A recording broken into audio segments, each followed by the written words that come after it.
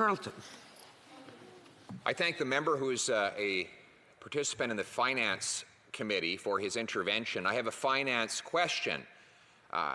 Two great economic historians from Harvard University, Reinhardt and Rogoff, have listed 5 precursors to a debt crisis: increasing, asset price inflation, particularly housing price inflation, long-term current account deficits, that is to say buying from the world more than we sell to the world, a drop in output, as we experienced last year with the $100 billion drop in GDP, rising household leverage. We have the highest household debt to income ratio in the G7, and of course an increase in overall indebtedness. We now have $8.6 trillion of household, corporate, and governmental debt combined.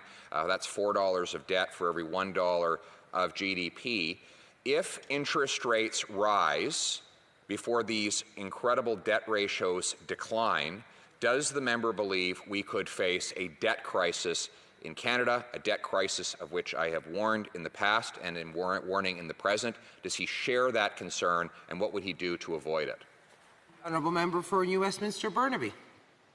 Thank you very much, Madam Speaker. I thank the member for Carleton for his question, and I enjoy, we disagree on many things. We sometimes agree as well, but I always enjoy working with him at the Finance Committee. And he's raised something that the NDP identified years ago.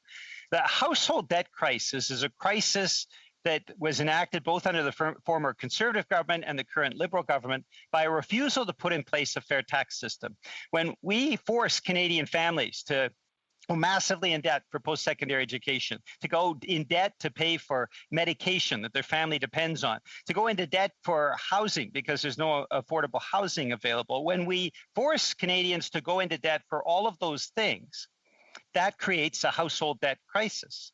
And what we've seen under former Conservative government and the current Liberal government is a refusal to force the ultra-rich to pay their fair share.